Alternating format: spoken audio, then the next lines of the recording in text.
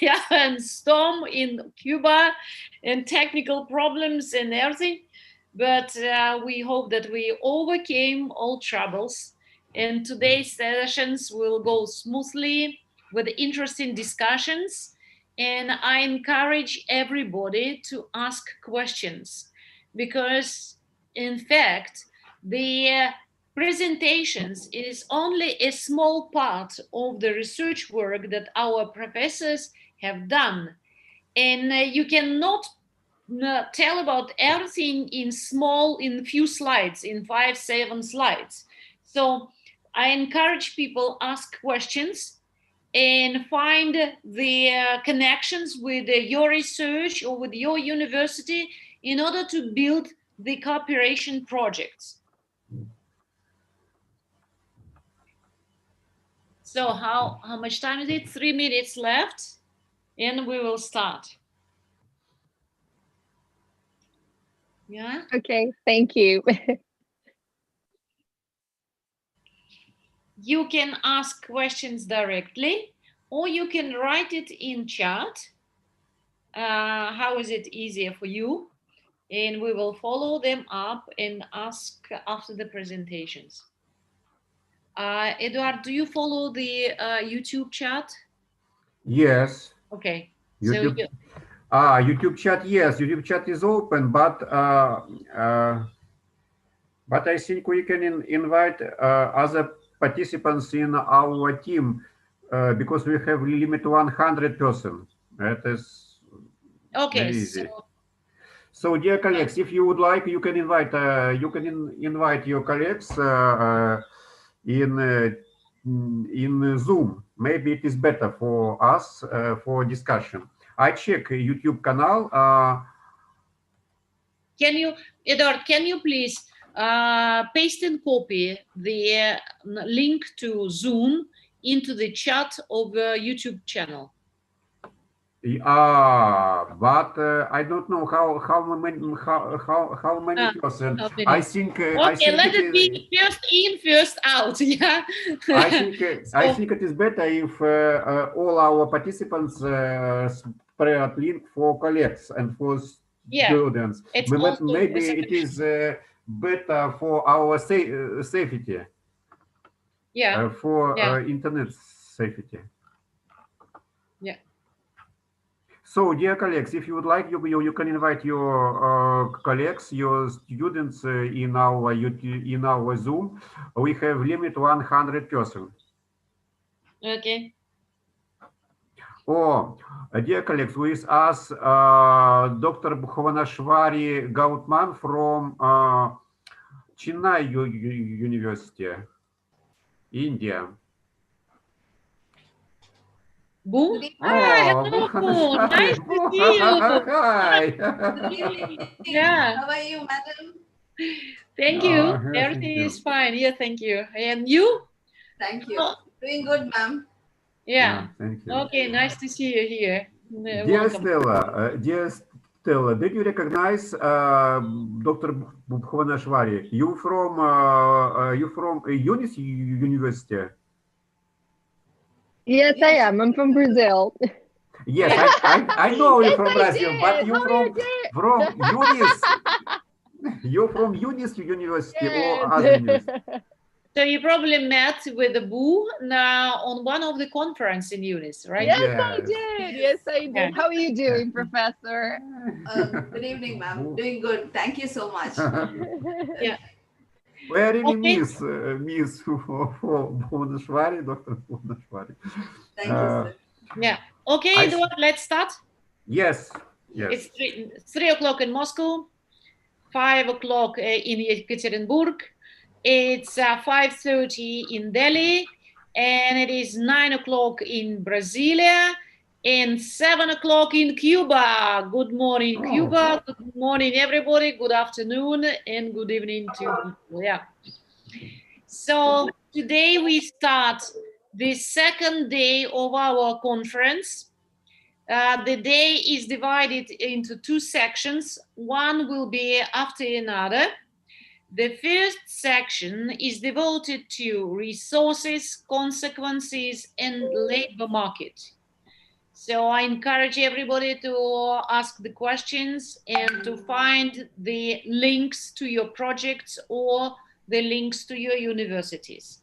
The first report will be done by Cuba from Datura Anabel Diaz Hurtado, Social Sciences Faculty Dean, President for Provincial Social Sciences Council, and Dr. Luis Hernandez Santana, scientific collaborator for Cuban robotics students. They will make a presentation about robotic and virtual intelligence, challenges for the Cuban social development. Please.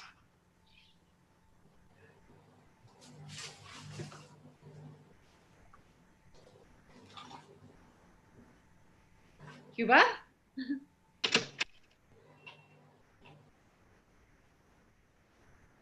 Cuba, do you hear us? Yes, good morning. It's our pleasure to present our experience of collaborative. Good morning. It's our pleasure to present our experience of collaborative project for the study of automation, robotics, and artificial intelligence for the human social development. This proposal arises from the need to stimulate the automation and robotic processes to elevate the technological and productive development, taking into account the impact this can have on the well-being and quality of life of the general population. From this proposal, we will also elaborate in the country government's agenda, taking advantage of the importance that is being given to scientific development, which universities and research centers. From the social point of view, this is an opportunity to articulate the research experience to the context of technological, productive, and innovative processes from the interdisciplinary perspective, where there was no other development in the university. This is essential since we must assume the need to overcome practical diagnostic perspectives in order to work in a positive and transformative way from the applicability of social studies. For this, we started with 6 fundamental guidelines. First, the need to introduce technologies to increase the quality of life and generate development on a social scale. 2, the automation of technological production processes that generate high value-added goods and services and also have a positive social impact. The aging population versus the quality of life of the different age groups and the decrease of the economically active population, which have reflected impacts on the labor force. And as point 5, the social representation of robotics as the use of the robot, a need that had to be overcome because it was part of the social imaginary, and the development of the interdisciplinary research that promoted innovative capacity of experience.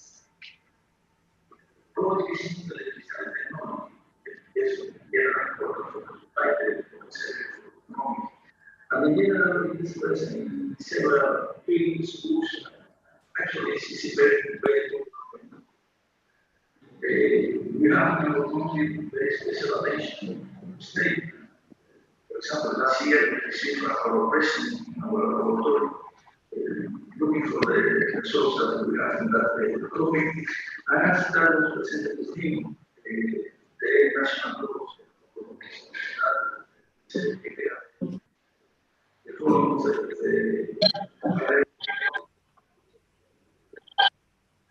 National level program that support economic or in our university group is automation, robotic administration. Working so here that for example, this is a parallel approach. Our task is solving the quantum problem and can be for different. For example, you can see using sometimes training. We are working also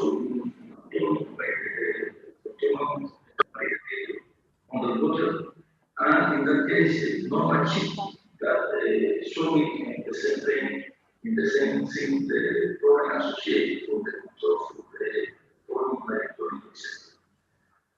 We got an interesting example, the simulation of recently aware of the area, solving the problem of autonomy.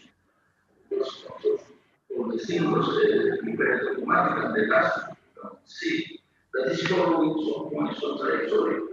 In general, the project at the beginning received a lot of attention and motivation for the presentation, but the simulation of the technology has not been easy. Okay, that is actually a social problem associated with it. We start from the example that we have just seen, where the scientific result, a product with a high technological productive value, should be conducted to development. And what really happens is that it's threatened because of the social level. Not always the product of innovation results in instant assimilation by the subjects. The introduction of new technologies can lead to the replacement of jobs, can also lead to the loss of labor specialization and affect the quality of life and wages, which are part of this process. There is also ignorance as part of the threats, and it fractures the installed capacities for the use of technologies and fragmentation in scientific research, where technological development is not always articulated in the social studies, which allows the evaluation or diagnosis of the introduction of technologies does not promote an innovative attitude and reverses the opposite. These threats or barriers to achieving development incentives do not occur only on this context and always cause fractures in assimilation on a social scale that imply an understanding of the need to study social scenarios, which is what we are aiming for in this work experience, in which these processes impact and direct innovative objectives, taking into consideration that by social scenario we understand the space where different subjects relate or interact and the construction of subjectivities. And from here, we fundamentally define three research elements from the social sciences. One, the characterization and diagnosis of the specific dynamics according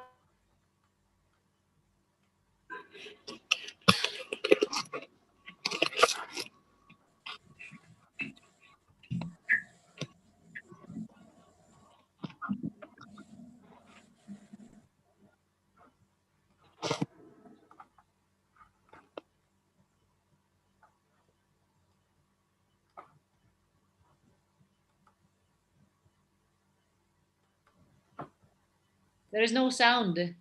Yes, dear colleagues, no. There is no sound, Cuba.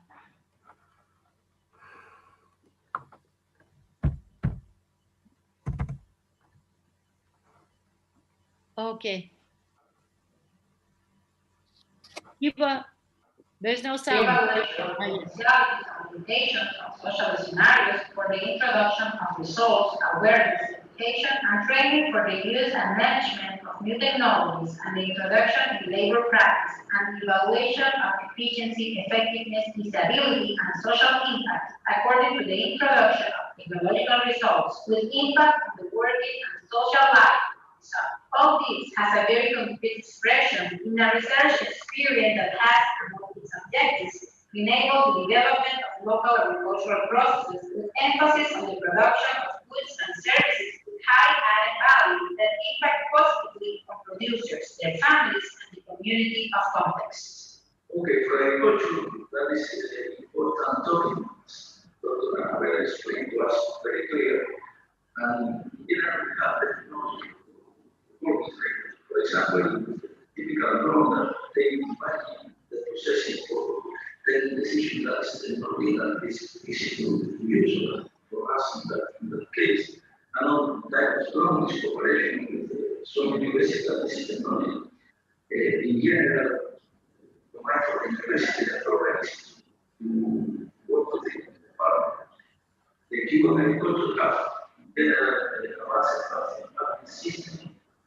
In the case of the cane and for chemistry, all of the technology is in the context this point. The problem is to use the chain that the solar system relating with the cane and for the case of chemistry. We have the possibility to use map, something like that. But we are trying to incorporate that to the social production. All of this information histographic information system using satellite imaging for irrigation, using map. All of this tool is possible to use for the agriculture. Our task in that case to introduce to PLC for the farmer. This research experience just presented by Dr. Lewis becomes the articulation between the development of processes associated with the automation of production and social intervention for the use and management of technologies with high impact on the quality of political life and services. It is a pioneer in the scientific work of the university in its relationship with business by working from an interdisciplinary approach that led to the advancement of the link or to cross the boundaries of specific sciences, such as technical sciences, to impact transformatively where social science becomes an associated science. It has had a specific impact on demographic dynamics, on the business and productive context, on the well-being and quality of life of the population, and on the well-being and quality of life of producers, on economic productivity specifically, and also on the introduction of automation and robotics from a viewpoint of accessibility for social use. All this means that in the current scenario, and from the work we are doing as a group, and can show this kind of experience, we have three fundamental challenges to continue the work we have begun to develop. First, the intervention in the fields of health, education, and industry as a fundamental element to achieve development in the human context, in the businesses and services context, where we have to face the location of improving goods and services by working around the policies and services associated to the automation and robotic processes, and the rate of social representations, the daily practices that lead to the modification of ways of life, not only in the social, family, and community interaction context, but also in the rate of ways of life and associated practices. Okay. Any questions? There was the sound was a little bit with echo, difficult to listen. But I have the question, may I ask? Yes, robotics nowadays is in the top of interest among researchers in many universities worldwide. And my question is whether you cooperate with other countries or with other universities in your field, whether you invite foreign professors, so or it is only local and you are working on your own risk and mind and experience.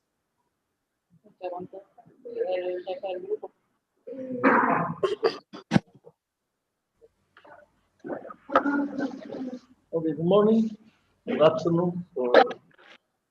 Here we have an important cooperation with several. Well, listen to me? Yes. Okay. We have in general historical cooperation in robotics with several universities, starting with Spain, was our first cooperation. Before that was with Czech Republic, was our beginning in that technology. After that with Spain, and more recently, a very large cooperation with Belgium in the framework of IUC programs of Flemish international cooperation. Is the basic for the transfer technology on preparation of personnel. That is our historical cooperation, and now we have cooperation with Belgium too. That is more or less our history in robotics. And internally for the country, we are looking principal for the application, social application with internal company, etc. But more or less that is the idea. Okay. Okay. have already publications made by your Department of Robotics and Technology? National.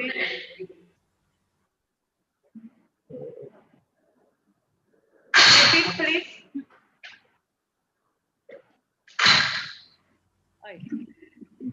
Something's wrong. No problem. Yeah. Can you repeat, please? Yeah, you have already publications, joint publications with your international corporations, right? In this department. Yeah, actually, we have some publication. Principal in marine vehicles is our principal resource. We have in that case several publications in Europe, and we have presenting four PhD theses. One of them presented in Belgium. In the framework of the cooperation with Belgium, was presented one of the doctoral theses about robotics in general. And the topic of agriculture is starting. In that case, we don't have publication in that. Okay, one. We have one publication in the topic of agriculture, but it's something that is starting. I think that we will continue in that direction. Okay, yeah, thank you. Thank you for you. Tatiana Nikolaevna, you have question? Yes. Yeah. I have questions, small questions. Do you have resources like human, maybe a student who are capable of working with robot or intelligence?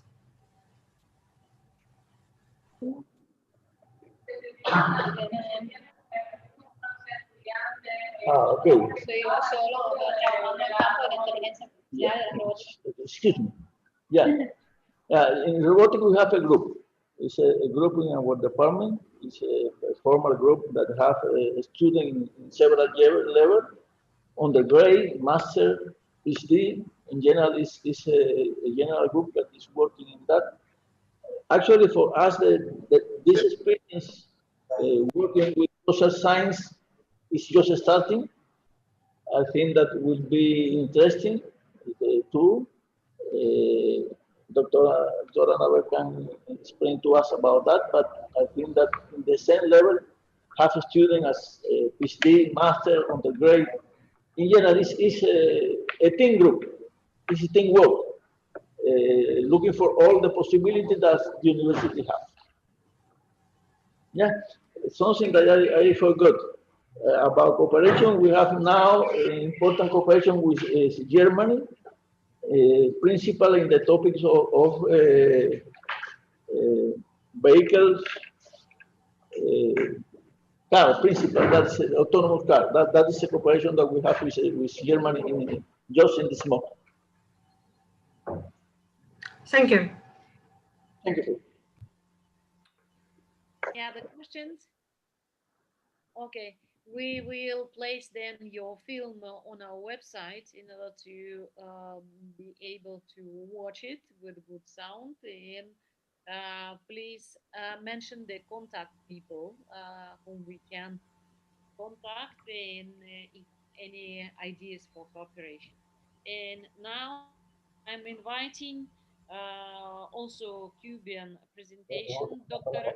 Joaquim Alonso Freire, Head of Communication and Habitat Research Line, and Master of Science, Edelkis Rodriguez Moya, Environmental Studies Center, Cuba. They will make a presentation called Communitarian Social Resilience Against the Environmental Vulnerability in Cuba.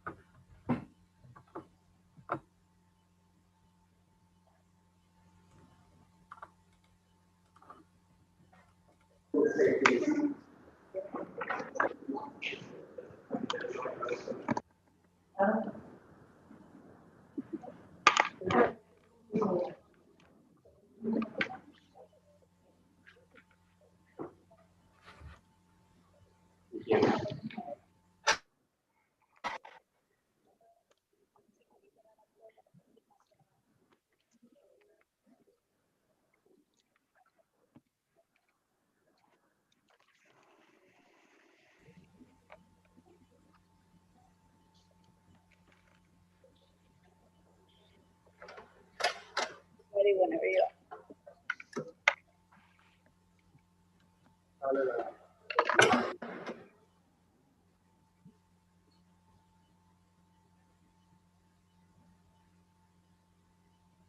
are. Dear colleagues, let me remind you that we can invite other colleagues, your colleagues and the students, because our Zoom room can include 100 person, and now we have only 21 person.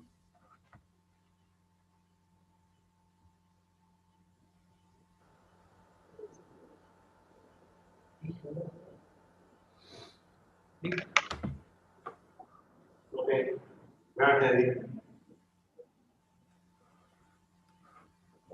Buenos días, buenas tardes, buenas noches. Good morning, good afternoon, good evening.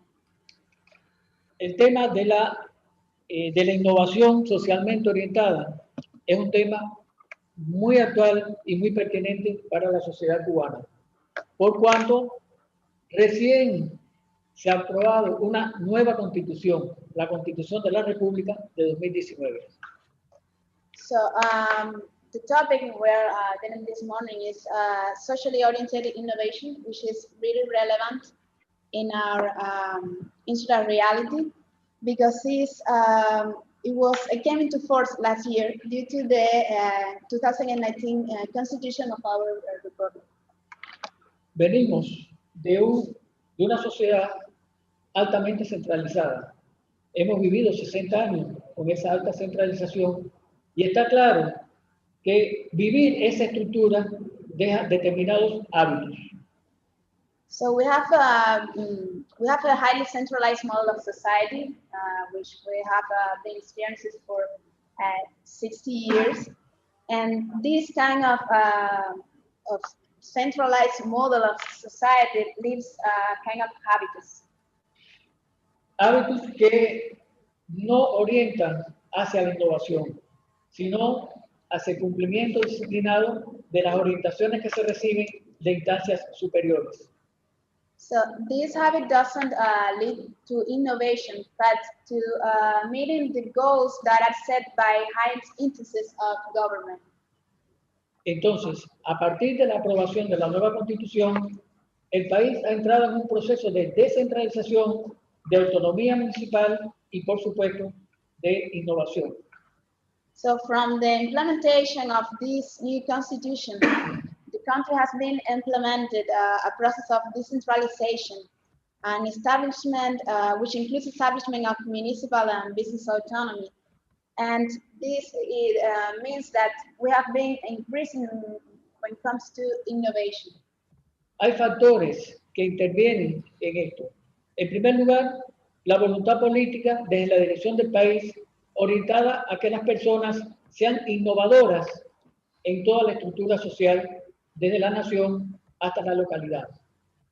So this, when we come to this, there are some factors that we have to take into account, such as the political will to promoted by the country's leadership, so the people can become innovative in a social and community and global scale. Y otros dos factores que intervienen es los altos niveles de escolarización del pueblo cubano y la presencia de la universidad en todos los municipios del país. The other two factors that came to force here are the high levels of schooling of the Cuban people and the presence of higher education in all the municipalities of the country. La descentralización y la autonomía municipal ha puesto a la orden del día el tema del desarrollo local en Cuba. So the process of decentralization has put into order a topic of innovation in Cuba. Eso es un requerimiento para la nación, porque hasta ahora hemos venido de estrategias nacionales de desarrollo y hoy la oportunidad está en crecer desde las bases de la sociedad. So local development constitutes an indispensable requirement for the Cuban nation, which are the basis of this public policy. Por ello constituye un asunto relevante en el nuevo modelo de sociedad. Which is why it's a relevant matter in the new society model. Por cuanto los territorios, como son una estructura con capacidad de aportar al desarrollo. And because territories are ratified as a structure with the capacity to contribute to the macroeconomic transformation of country. Y la población, sin dudas, se constituye en un sujeto activo de la gestión. And population becomes an active subject in management. Entonces, esos procesos de descentralización y autonomía municipal conducen a un desarrollo que tiene a lo ambiental como una condición. So these processes of decentralization and municipal autonomy led to the environmental as a condition. Si se menciona el vínculo entre lo ambiental y el desarrollo, sin dudas, la inversión en la industria y la agricultura hay que hacerla desde una condición ambiental. So we take into account the link between environment and development. And there's no doubt that industry and agriculture must be selected as the section for investment. Ya sea siguiendo políticas de superación o políticas de mitigación. Could be rather policies of overcoming or mitigation politics. Es decir, entrar a la sostenibilidad del desarrollo. Which means to lead to sustainability and development of this sustainability. Para nosotros, la resiliencia como capacidad sistémica es un requerimiento importante. For us, resilience as a systemic capacity is really important. Por cuanto es necesario resistir, absorber, adaptarse y recuperarse de los efectos de ese propio proceso de desarrollo. Which is why it's really important to resist, absorb, adapting and recovering from the effects of this development process. Por eso estamos apostando a una preservación y restauración y desarrollo participativos. Which is why we aim at the preservation, restoration, and participative development. El doctor Edelkis a continuación expondrá una experiencia al respecto. Dr. Edelkis will talk about the experience like this related to this matter. Yes, well, good time for everybody. It's a pleasure for us to be here. I am representing the environmental ministry in the country. So this is interesting that the professor was we are going to show an example of a small community Villa Clara coast, which is very impacted by the climate change and the tropics. The International Panel of Climate Change means or locates the small islands and development states as very vulnerable to climate change. We are located around here. It's an archipelago of the north. In Cuba. It is one of the most impacted by climate change. You see, but the 2050, we are going to be losing 3% of land. For a small island, this is a lot of land. Very important for us to face this problem. 29 centimeters of sea level rising for 2050, 90 centimeters of sea level rising for 2100. 6% of land lost for this year. So we have to face this emergency for us. It's not only for Cuba or the Caribbean, it's also for the whole tropical belt, especially in the Pacific. It's also very affected by climate change. We have at the north of our province very vulnerable keys and coastal communities because of climate change. We're going to be speaking about this small town. It's a hamlet, but about 3,000 people live here. As you can see, it is a construction of a town which is stolen from the sea. So to say, it's built on the water practically. And what we are going to see is what is happening with this small town. Its name is Isabela de Sagua. It's a small community zone of Villa Clara in the Sagua Grande municipality, which is facing extreme environmental situations in the fragile ecosystems around it. what is population catch or farms their living incomes day by day. The situation is the same in similar sites, I was mentioning, given the global environmental impact, which have therefore a local scale. And this is what we are working. We are thinking globally, but acting locally, as United Nations says. What is happening with agriculture in this region? Well, we are losing agriculture because of salinization of land. This has been one of the biggest problems. So there are not many opportunities to work for jobs. This is one of the most important in the country, but they are losing it. What is happening to fishing reality? The same. Fishing shows today a result of intense catching, overfishing for years. So the stock have suffered by bottom trolling nets as an art of fishing, spear fishing, selective spear fishing. The statistics of catch in fishing today have a tendency to decline day by day. And it's not only in Cuba, it's around the world, everywhere, and not only in the tropics, also in the cold zones. So it is a case of self-destruction for an economic sector which depends on the natural resources that have been overexploited. We have gone beyond the tolerance thresholds. We have some graphics around here, and these are some of the species. This one, to the bottom right, you don't see it anymore. Practically that. What is happening to coral reef? Same situation. They are suffering temperature increase and lowering the value of the ecological values. Which are the most relevant impacts? Pollution, overfishing, bleaching, which is a disease caused by high temperatures in the water, incorrect management, is very important also, we can work on that.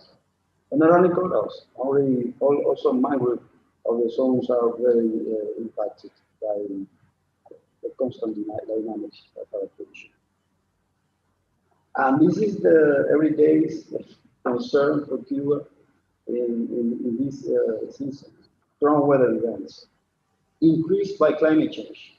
So, for example, this is the representation, very simple, of the passing of Hurricane Irma by 2017, which came from Africa and devastated the north coast of Villa Clara and practically Cuba. It was a category 4. So Isabella was declared a greater disaster zone in Cuba because of the impact. So structural effects took part, but mainly psychological and social impacts. They have to take a time to recover from that. You can recover infrastructure rapidly, as you can see here some pictures. It was devastating, really. The town was practically washed out. But they have demonstrated a great capability of resilience.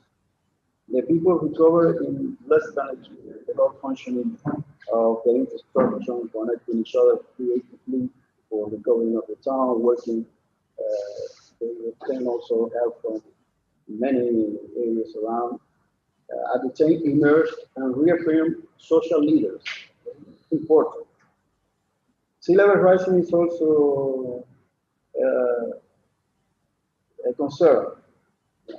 But to go to the point, what is the alternative today? Yes, tourism is the alternative for small and private coastal communities. What it gives? Job opportunities, capacity building of local development, income increase, diversification of offers and demand, service systems, investment, human talents, creative.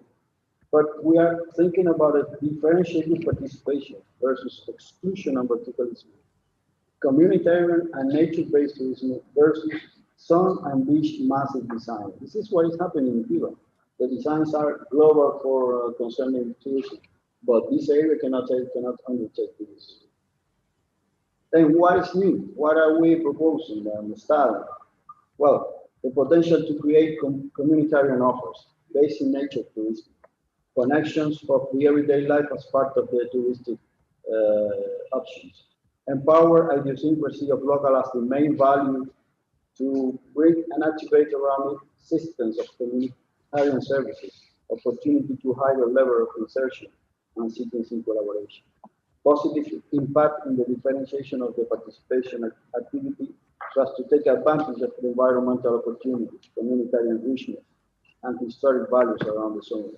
Environmental management that gives opportunity to the community so as to take stronger local governability. The professor was mentioning that.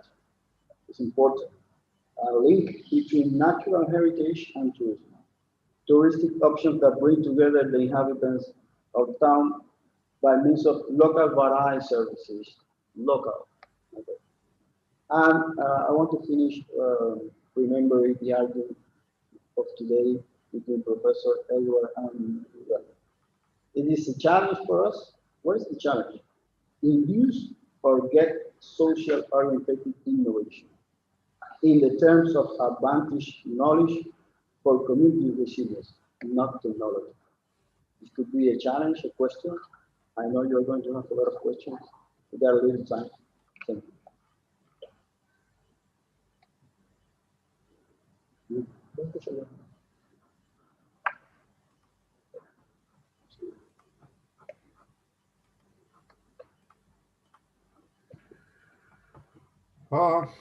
Is this all, or you will continue? This is all. 15 minutes. Do we have time for questions, for discussion?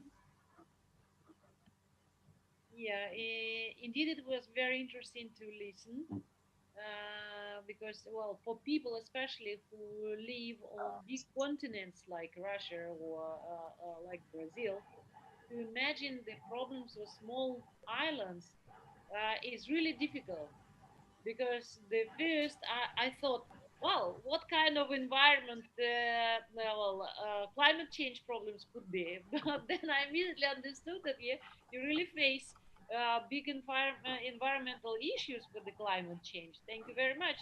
I felt myself ignorant. Sorry.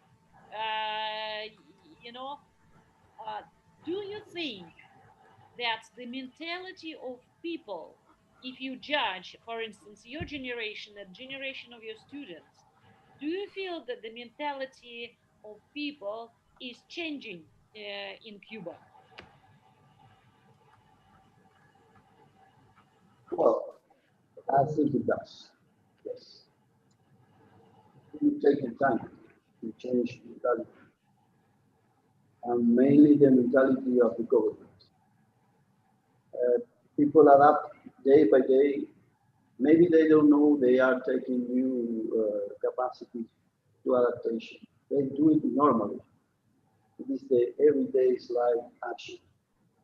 But the strategies as a country level has to be taken by the structure of government. And if they don't take and assimilate the necessity of the change, the necessity of protection of environment and natural resources is very difficult that the whole society can assume that necessity to change. So we have different levels of analysis, levels in the community, levels in the government of the municipality, the province, and the nation. And very important, the work in the school, the work with the children. Children multiplicate the knowledge by 4. They get home, speak to their mother, father, little brother, the new things they are learning of adaptation and protection of natural resources. So we are changing the mentality day by day. We are obliged to do it. We have to adapt it. Yes, thank you very much. Yeah. I would add also the upbringing of people in terms of love for the country. I can give you an example. Half a year ago, there was a disaster at the shore of a Brazilian coastline, and there was a petroleum tank sunk somewhere in the sea. and the community, the government didn't take any actions. They were thinking who is responsible. They were trying to find who is guilty and etc.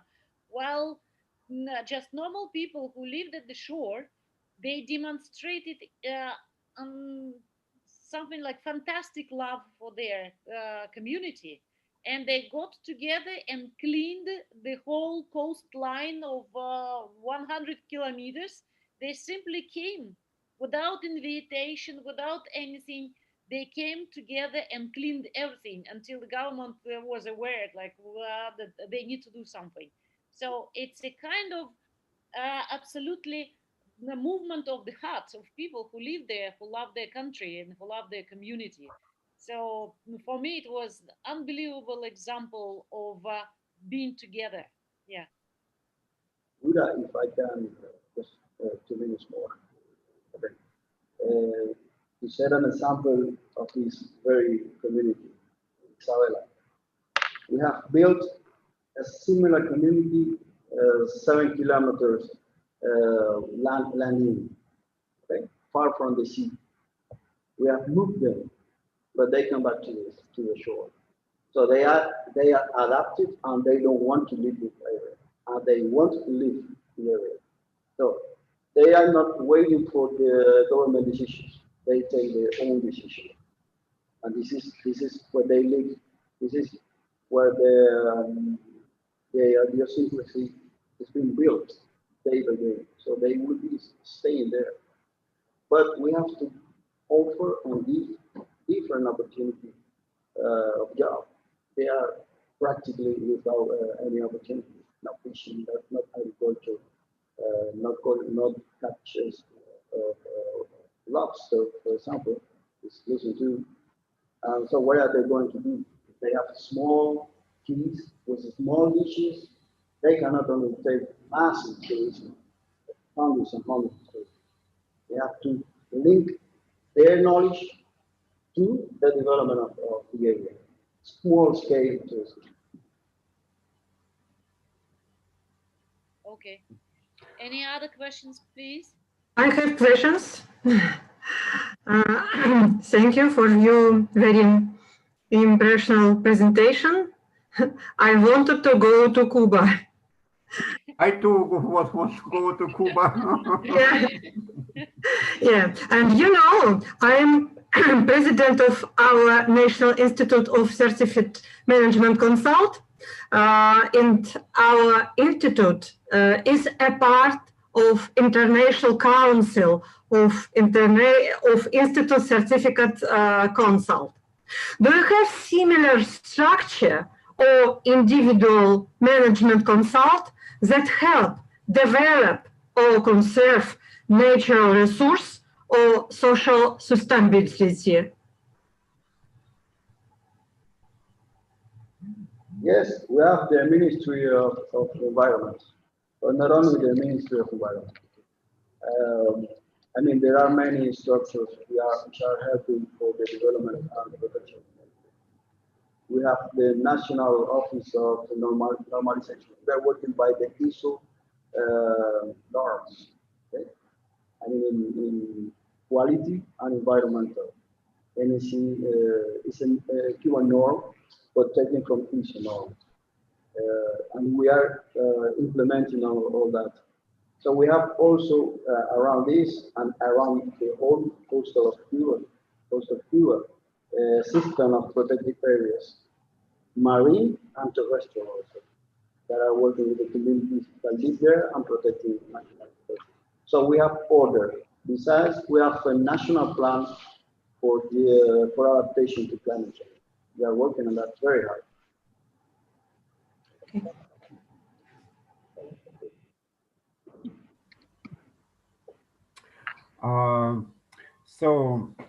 Thank you for really very deep and very interesting report from Cuba. And now let me, if you have no questions, let me give the floor to our team from sunny India and with my improvement master students, Artur. It is a joint speech. So, Dr. Bhuvneshwari Gautman, it is a professor MD School of Management Studies, Satyabama Institute of Science and Technologies, Chennai, India. HR audit, social, psychologist, and economical aspect in the condition of innovative changes. It is a start of report, and then we will continue our master student improvement, not improvement, I forgot, продвинутый, Людмила. Well developed. Yes, development. Master students of Ural Federal University, Department of Innovation and Intellectual Property, our institute. Please. Thank you, Professor, for the kind introduction. Yes. If you can permit me, can I share my screen with you? No. Yes, please, you can, yeah. Oh. Yes? Oh. Yes, share. I cannot see. Please do. Yeah, just a minute.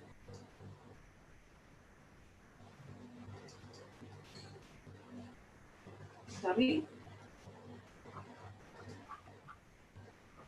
Oh my God.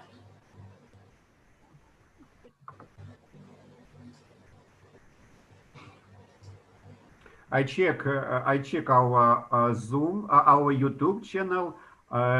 Before this time, we have no questions.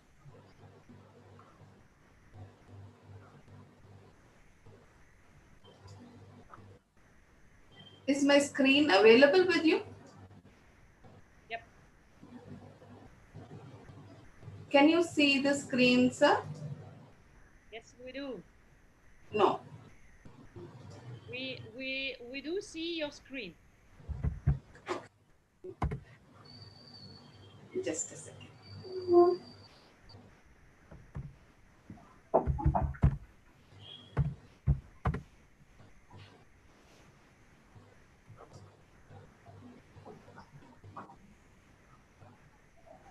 Share.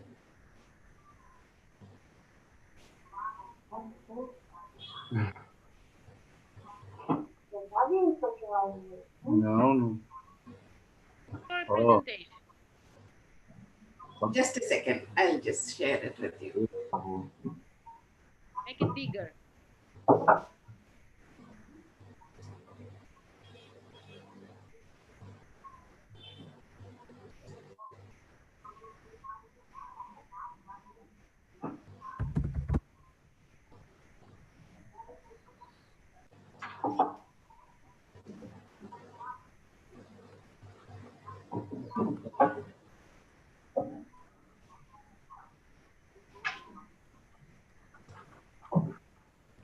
Can you see it now? Yes. Ma'am, can I continue? Yes, please do. Yes. Good evening, everybody. Today, I'm going to just talk on the topic HR audit, the social, psychological, and economic aspects in the conditions of innovative changes. So I will just do the introductory part of it, and we will have Artur, who's also from Russia, who will go into the details of innovation.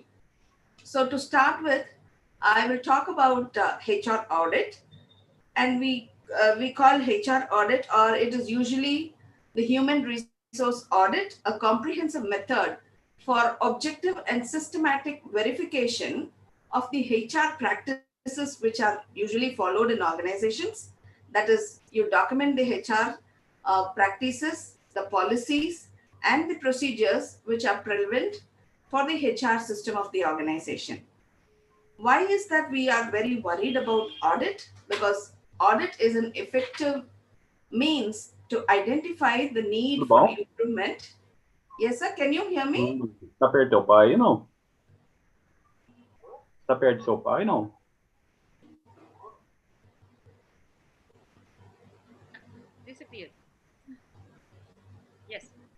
now it's better. Sir, am I audible? Yeah, it's okay. Okay. Can I continue then? Yes, Okay. yes. Yeah, okay. So, HR audit is a means and a guide to the organization in maintaining with the compliance of the ever-changing rules and regulations, because HR is an always ever-changing field. And the most important requirement for an audit helps you to analyze the gap, because what is the requirement for a HR function and what could be the best possible HR function in an organization, because HR keeps changing always, and human resource is one resource which is never depleting in the sense of the intelligence and the behavioral aspects. But the problem is we are never satisfied. So that is why HR audit plays a very important role in an organization. So the purpose of HR audit, as we know, it is for compliance with legal requirements and organization's policies. And we have to identify problem areas to avoid crisis situation with appropriate planning. And HR audit involves analyzing ways better to serve the needs of the relevant parties, employees, partners, or society to measure the work progress in whichever area of work the person is involved in. Seeking HR-related opportunities available within the organization, dealing with situations of mergers and acquisitions in case the organization is being merged or is acquired by any other organization. The purpose of HR becomes very, very crucial, and audit is the most important factor. Moving on to the scope of HR audit. Where is HR audit really very necessary? HR audit is really necessary, as I told you, in case of mergers and acquisitions where people are acquired or people are also taken care of in new ventures as they move on to other organizations. And this becomes very important in policy framing. HR functions are a key for HR audit, HR compliance, where all the legal proceedings and all the compliant regulatory proceedings are required. And then we talk about the HR climate.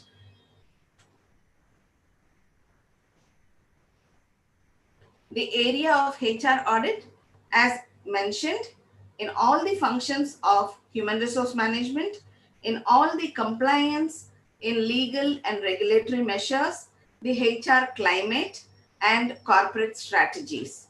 So let's go into detail of all of these. So when I'm talking of the HR functions, how do I do audit of the HR functions? We'll have to determine the objectives of each activity of that function. The HR functions include recruitment, induction, and training for welfare, training and development, welfare measures, the legal proceedings which are required for the organizations, the conciliation, the negotiations, and all of these. And until the retirement of the person, all the activities which are done for the functions of human resources are responsible for HR audit. So this is the most important activity which determines and objectifies each activity. And there is an identification for responsibility of the performance of the individual. Performance measurement and also performance analysis is an important part of the HR audit. It's not only the measurement of performance, there is also a review of performance which is done, and it's the most relevant part of audit, because the audit is a measure or a key to help you understand which person or which human resource is productive rather than being loyal, which human resource is productive to the organization. And then you have the corrective action, that is, you develop an action plan to correct deviations between the results and the goals of the organization. Every HR resource should be working in compliance to the organization's policies and the procedures and working towards the organization's goals rather than working for each person's goal. So that is most important for any organization. And that's why the audit of HR or the audit of human resource also plays an important part there. And the follow-up action plan after the corrective action is taken is one important measure of understanding the functions of the organization. The next one is the audit of managerial compliance, the administrative procedures, the personnel policies, the legal and welfare provisions.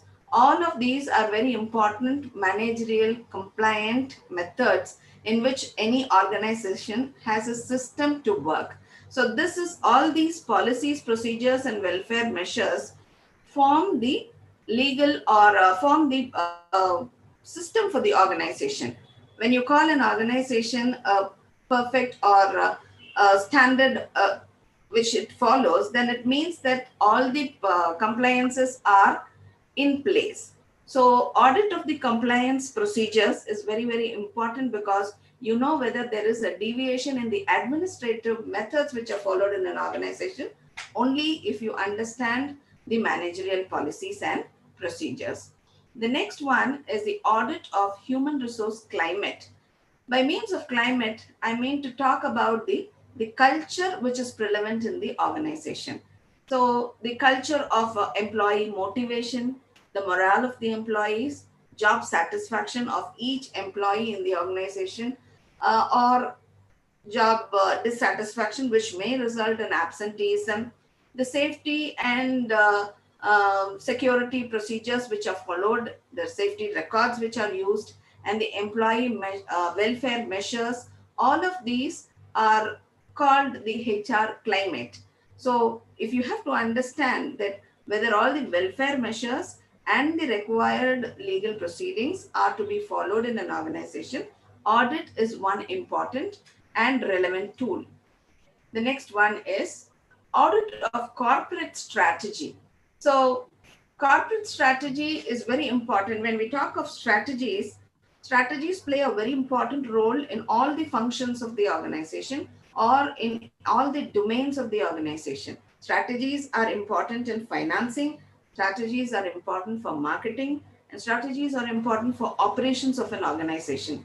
So the most important aspect of why strategies play a very important role in HR will tell you about what will be the competitive advantage over any other company of having these people or the human resource in the organization. So in order to understand competitive advantage, you have to think of the market share or the position that the company holds in the view of the market, in the whole sector. Or if supposing a company is in the manufacturing sector, you'll have to understand which place this company is playing a part of. Is it the most important? Is it the first of the kind? Or if it is a leading company, then it becomes a competitive advantage for the company. How do we understand competitive advantage in terms of HR? When you talk of competitive advantage of one particular company, it talks about all the resources of the company, the capital which is involved in the company, the human resources, the material resources, and also the other actions, the logistics, the marketing, the inbound activities and the outbound activities also play a very important role. But the most important is, when I'm talking of HR competitive advantage, we're only talking about the strengths, weaknesses, opportunities, and threats which are involved in the internal resources of the organization. So internal resources, meaning the HR, is very important, and decisions are based on the services, the innovations, the low-cost productions, and the other decisions involving the HR people or the human resources who are involved in making this analysis. So the next, as we go on, how do we connect HR audit and what is the most important activity which is involved in the HR audit? We go through the process of the audit only through all these things. The activities or the tasks or actions that create policies, practices, procedures, and the processes, and how it leads to behavior, that is one person who's working for an organization, if he has a clear policy, clear practice and procedure, it leads to a certain kind of behavior that demonstrates a commitment and implementation of those policies and procedures. Later, as the behavior moves forward, you understand the risks involved in such a kind of a policy and which leads to such kind of behavior. So risks will let you know about the potential cause of loss or peril when such a kind of procedure or a policy is followed. And this risk will also give rise to internal controls, because HR is a completely internal resource for any organization. This also leads to the internal controls, the process, and the tests and assessments to ensure compliance. Once compliant, there are positive outcomes, and once non-compliant, you understand that this particular activity or the behavior is not a required activity, and there has to be a change in whatever the activity is now. So the feedback from internal controls will be relevant and will be explicit in the outcomes which are given there.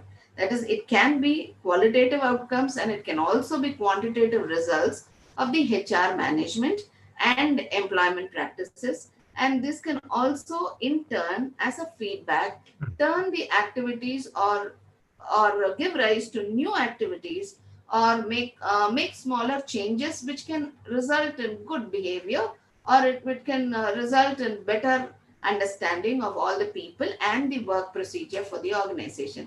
So this is one kind of step-by-step process where HR audit is possible and where is it relevant.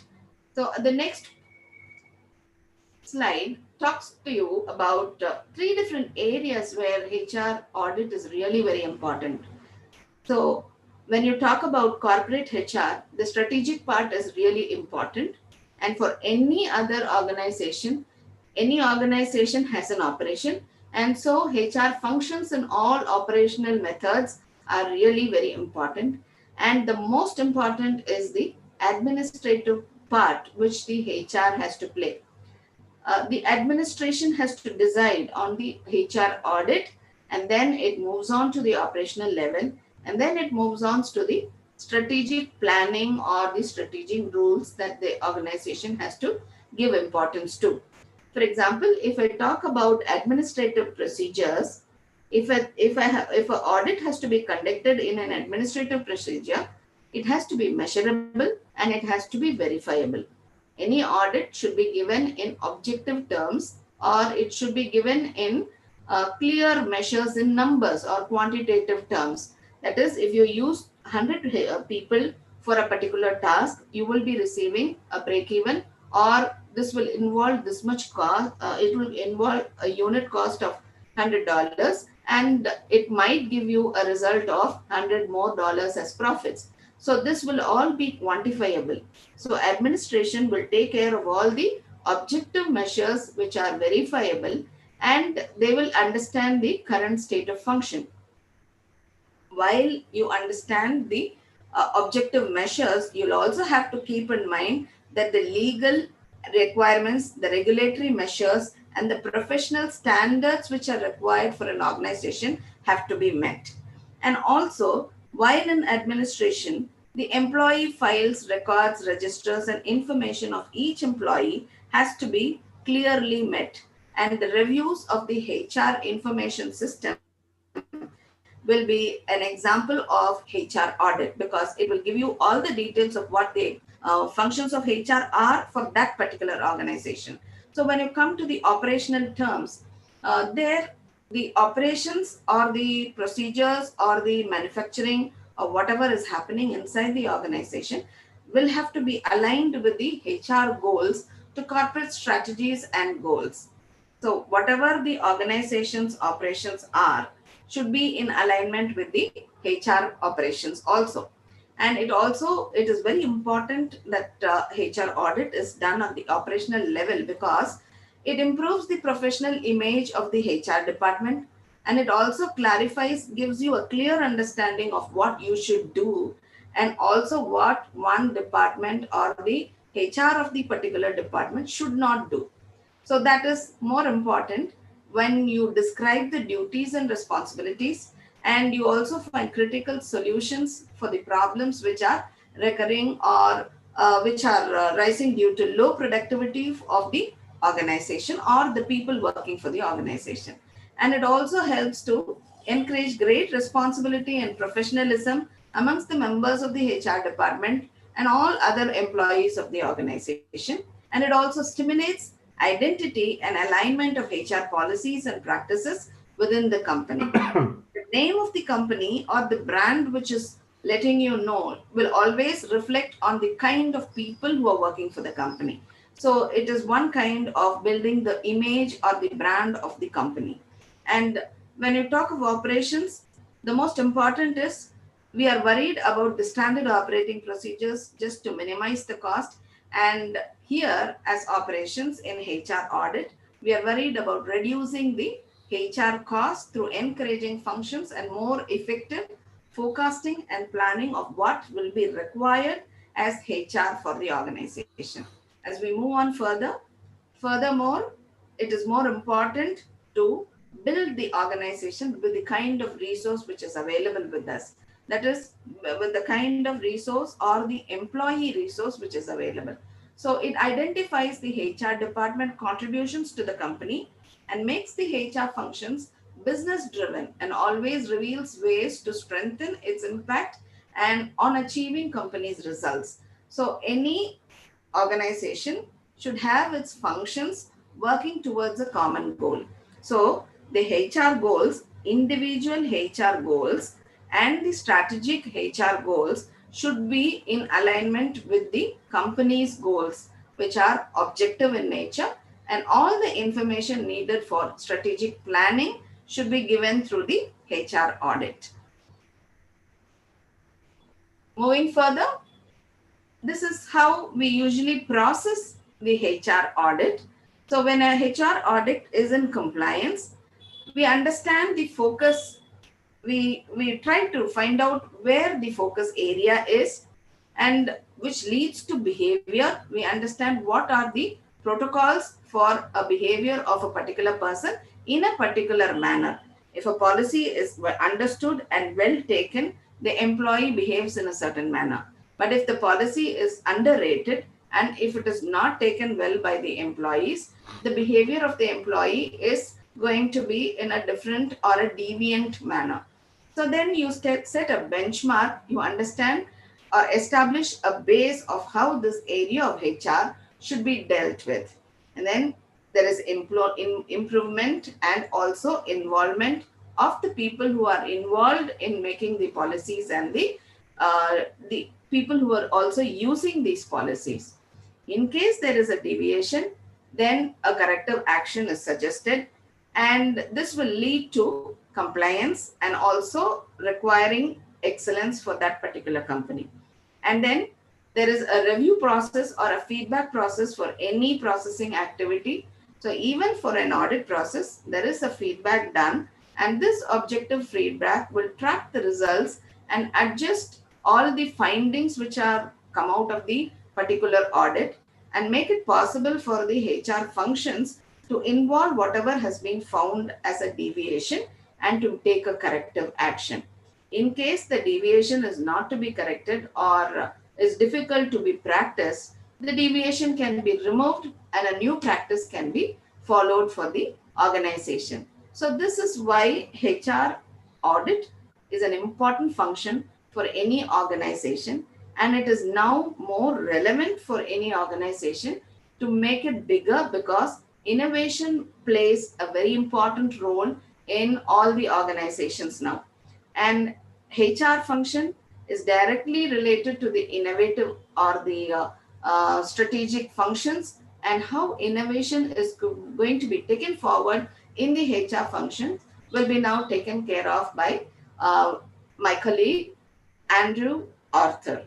Thank you for your time, and I'm willing to take part in the conference with you.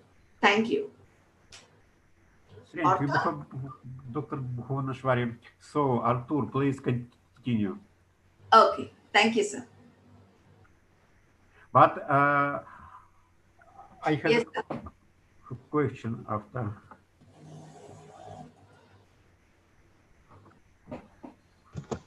Is there any question? Yes. Oh, After Artur. Yes.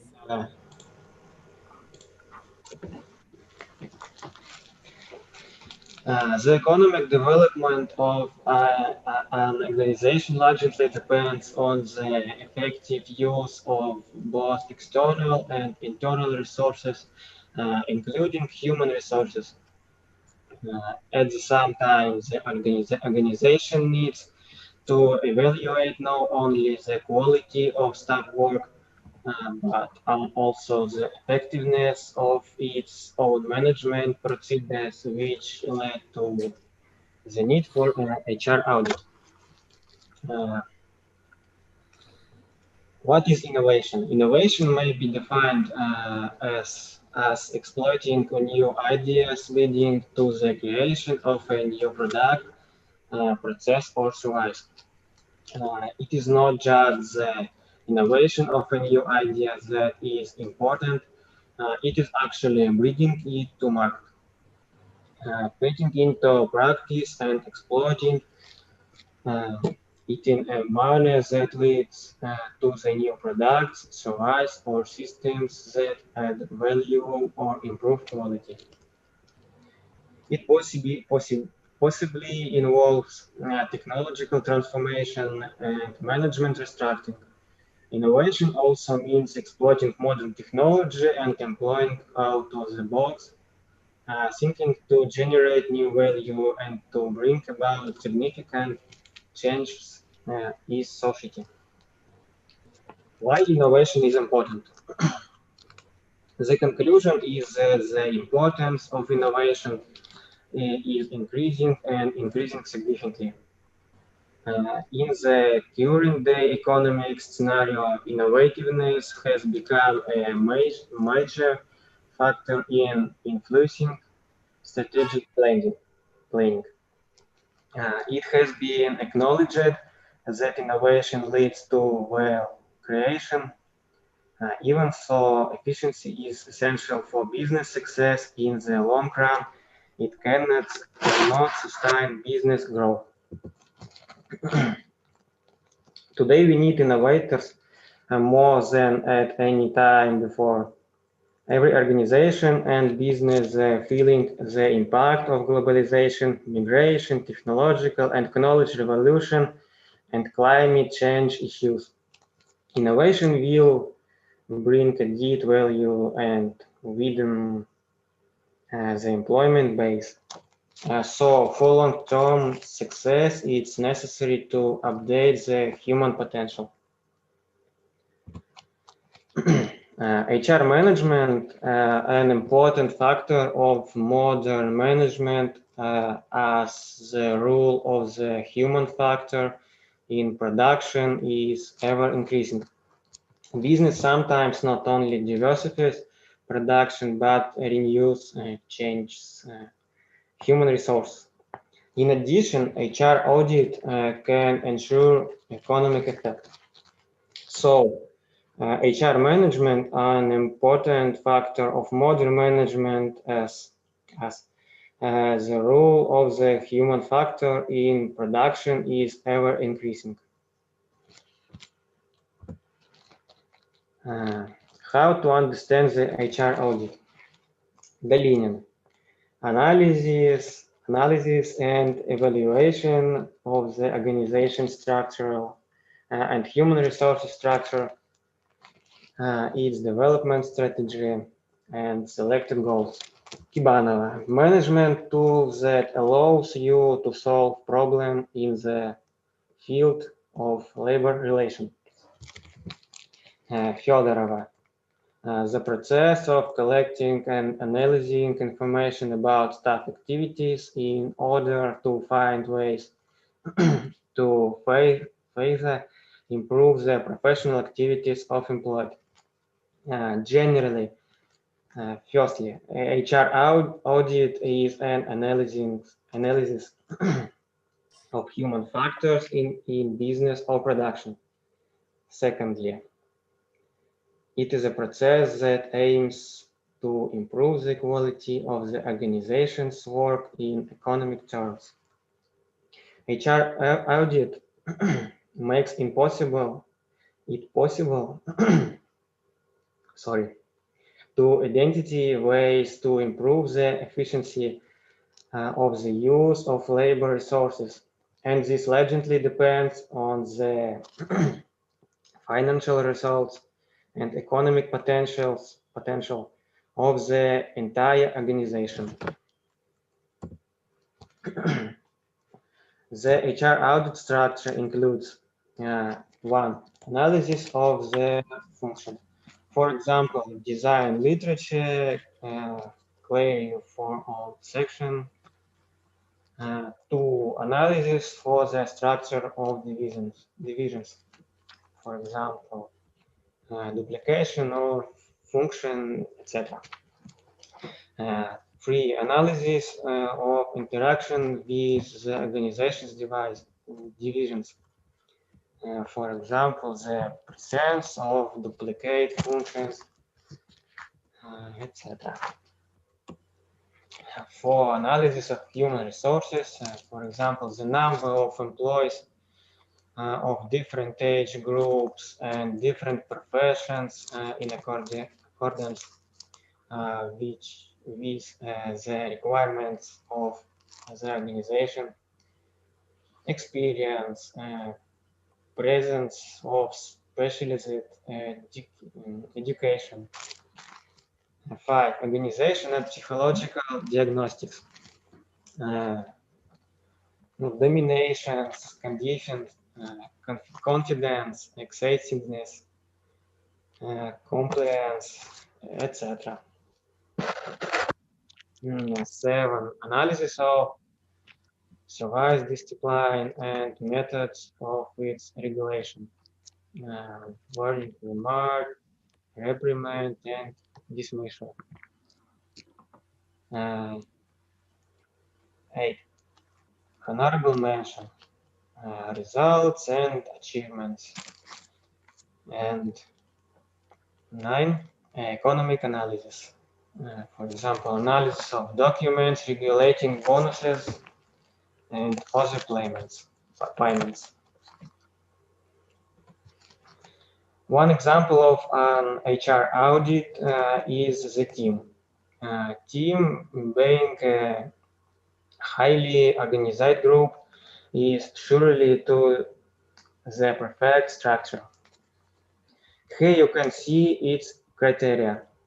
However, that cannot be always the case. Common purpose, common goals, complementary skills, qualities, shared responsibility for the final outcome, common system of rules of cooperation, continuity of memberships, regularity of teamwork, cohesion, etc. There are several criteria for team performance. A question can be asked about each of these criteria: efficiency, cohesion, training, integration.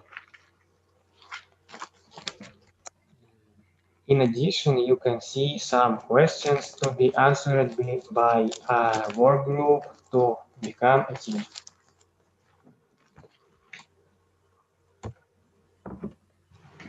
The results of HR audit.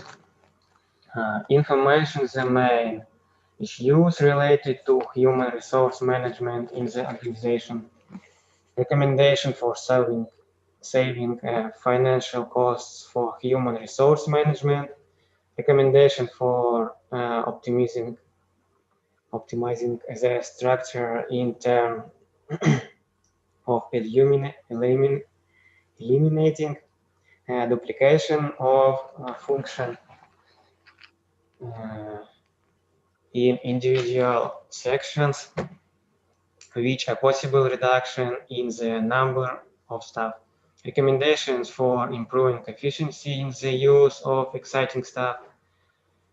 Recommendation for strengthening training discipline, recommendations for the development, application, and improvement of regulatory documents. Thank you. Questions? Thank you very much, Dr. Buffonashvili. Thank you very much, Artur. I would like to you drink a glass of water, and I think we have an interesting experience of a double report of professor, really very interested professor, and a student from different countries. And I would like to suggest that we use the experience for our next project. I think it is a very interesting experience. Thank you. So I know we have questions. Please. Artur, воды попить сходи. Воды попить. Yes. It's possible to ask questions? Yes. Yes. Okay, thank you for your presentation. I have two questions for Havana. Buffonashvili? Yeah, and one question for Artur. This question: it's not secret that many companies have no HR strategy. What then? Is the first question. And what's the method do you use to measure the culture of personnel, the climate? It is just it is climate, or it's not climate, or questionnaire, special psychological techniques. What is the method for culture? Generally, strategies are followed without knowing that it is a particular strategy in any organization. Any organization will have a plan. So the number of people who are required for the organization will also be in the plan. For any operation, if an organization requires 10 people, it means that it will require a minimum of 10 people and a maximum of 11 members. But it will also tell you that if it is lesser than 10 people, you will not be able to perform, or the duties may not be able to be completed. So in such a way, even without knowing that it is a plan or a strategy, you will know for each action a particular requirement in the name of a HR who is going to work for it. So unknowingly or knowingly, people are involved in the organization's goals, and that's how you measure productivity. The organization's productivity depends on not only the operations of the organization, but also on the individual performance of the human resource which is available there. So even without knowing that a person is a contributing factor, he will be there inside the organization, and any person who does not contribute is a clear outlier, meaning he will be thrown out soon. So that is how we understand the importance of human resources inside the organization. And to answer your second question, there are so many questionnaires which are available for each of the criteria which is required for measuring the culture or the climate. The culture of the organization talks about the job satisfaction, how satisfied is a person, his commitment, or and inside job satisfaction, there are several variables like trying to understand the stress levels of the people who are working, the absenteeism of people who are working there will also relate to the motivation which is involved, to the other measures which are taken by the organization. These all can be measured, and it will let you know how the climate is. It is not only the monetary. Understand, is a special questionnaire. Is a special questionnaire, yes? We don't have a particular questionnaire talking on culture of the organization, but we have several variables which have standardized questionnaire. Like for measuring stress, we have the Rosenberg's test. So there are specific measures to understand stress. Or like similarly for job satisfaction, you have a particular measurement scale. And for morale, to test the morale of the organization, to morale of the employees working for the organization, you have a separate scale. So all these are tested scales which can be used. And the climate or the culture of one organization may not be similar to the climate of the other organization. Sometimes, sometimes certain organizations may not have standard or fixed working hours. For example, people working for the information technology or the computers or whatever, they can work anytime they want. But it is not the same for any operations, that is for a sugar mill or the oil mill, the industries which are involved, that it has to move on continuously. And there will be a shift in working hours. So you cannot stop the production there. So the culture there in any manufacturing organization may not be the same as a culture in any service-oriented organization. For example, a hotel. A hotel also has operations, but it cannot be compared to any manufacturing organization. So there are specific cultures which are required for different kinds of organizations.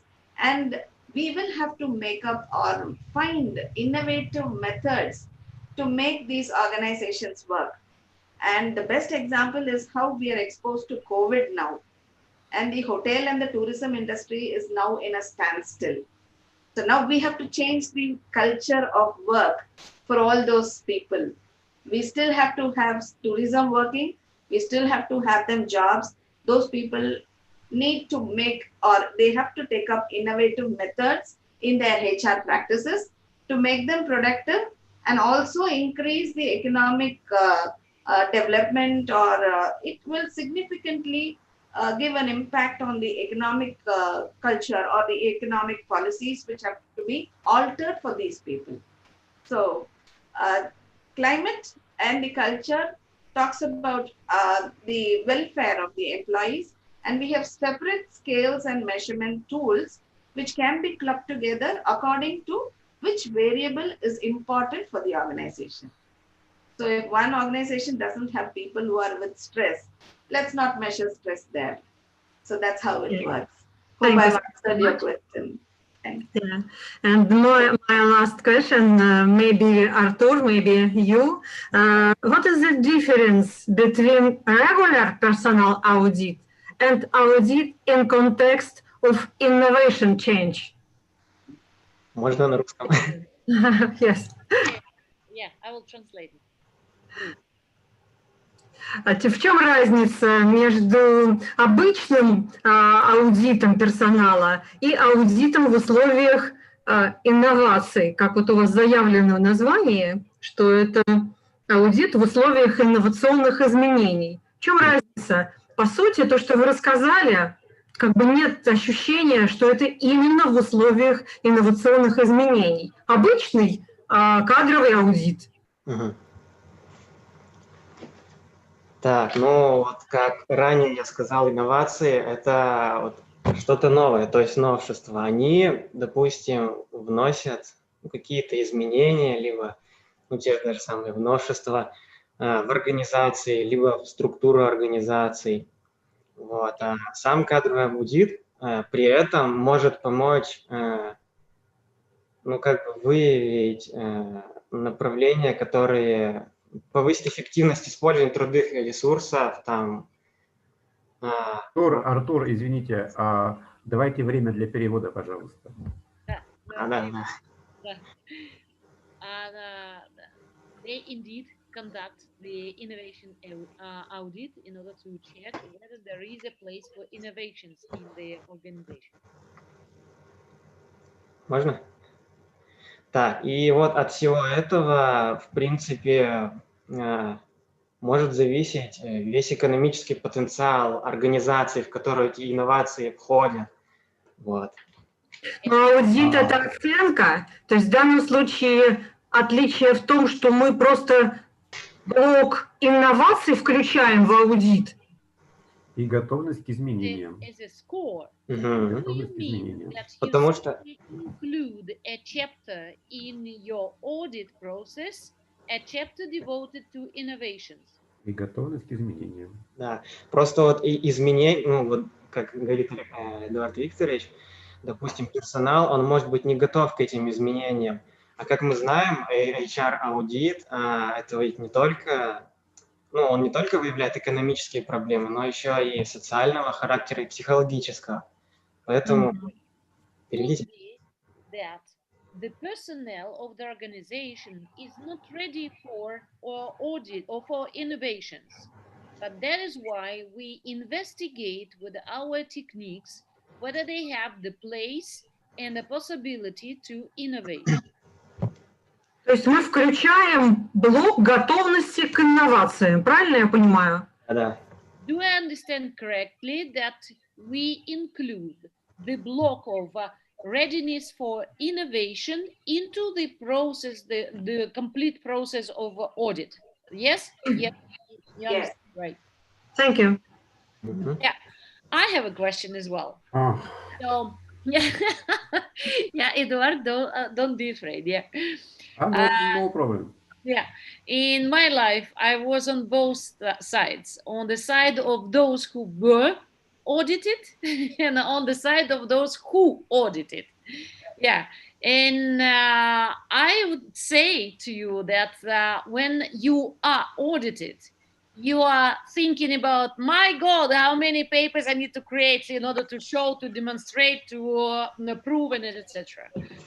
And the employees at the same time think, my God, it means that the staff reduction is coming. So where's the borderline between the common sense and all these audit procedures?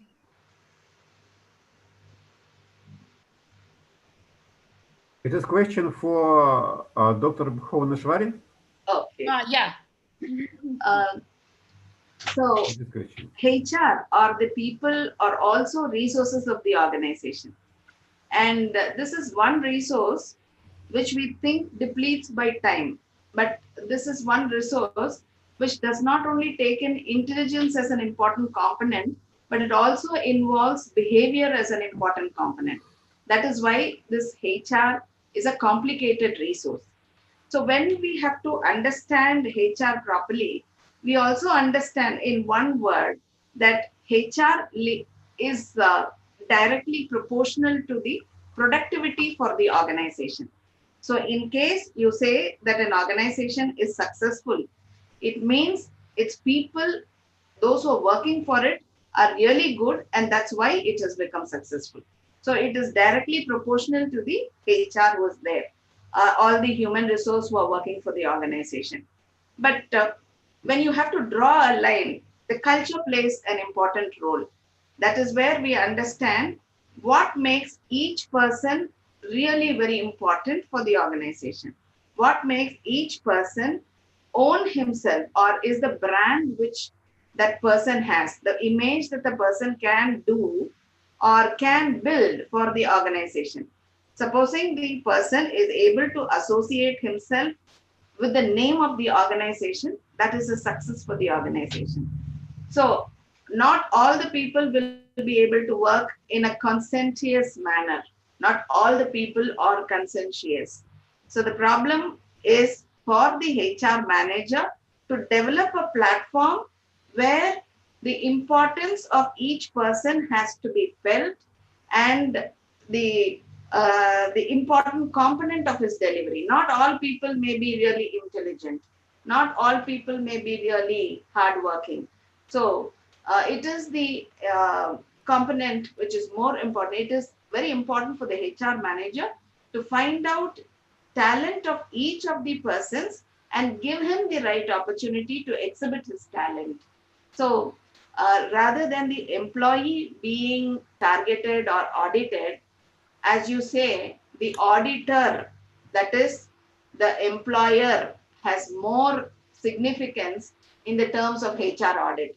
He cannot lose the employee because he's already trained him.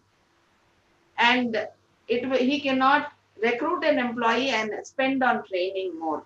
So it is always having the same trained employee and motivating the trained employee to deliver better, or you have to find means where you can use this person's abilities for the best of the organization. But if they don't match, it is best removing the person.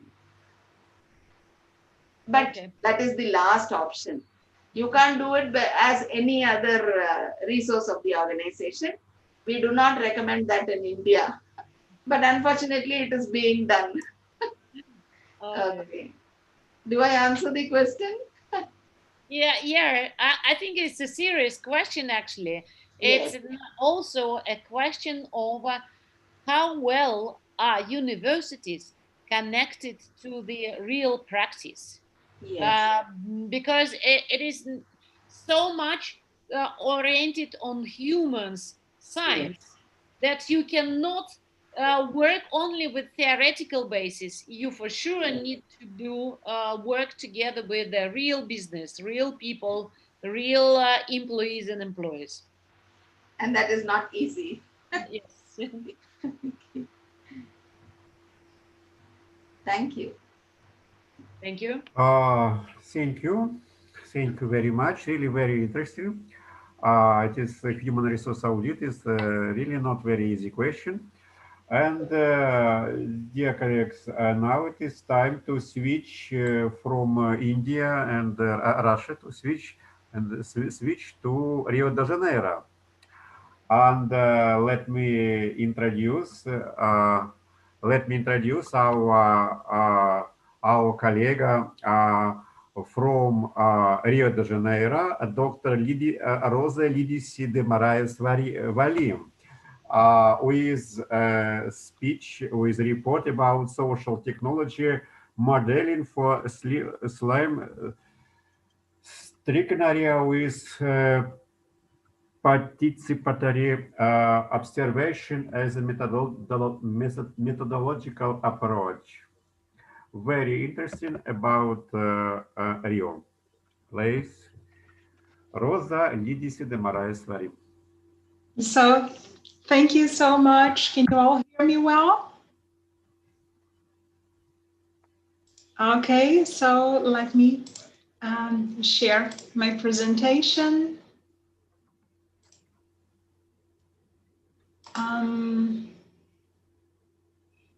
Okay, can you all see the presentation? We do. Okay, so I would like to start by saying I hope everybody is safe and well in times like this. More than ever, it's invigorating to be part of an initiative like that. I feel honored. So thank you very much. Thank you for all the institutions involved. My name is Rosa, and I'm the one responsible for this presentation. But you can see also two other names, Professor Regina and Professor Tanya. They were involved in parts of the process I'm about to present you. So it's important to me to acknowledge their influence on my work. So I would like to talk to you about social technology modeling for slum-stricken areas, which in Brazil we call favelas, with participatory, or you can say also participant observation as a methodological approach. Now, what I'm about to present you goes back in part to my PhD thesis, in part because the social technology modeling happened afterwards and rested upon data collection performed for the thesis.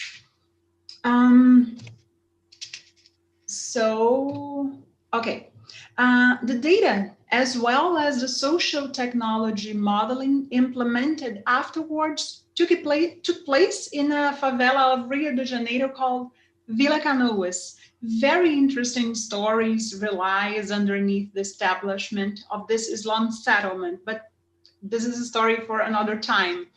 As researchers, we know we can't work with preconceived solutions because eventually what worked in one area doesn't work in another area. So in order to modeling social technology to a field, we must gather data. So data collection happened throughout participant observation, inspired in the Leninger model.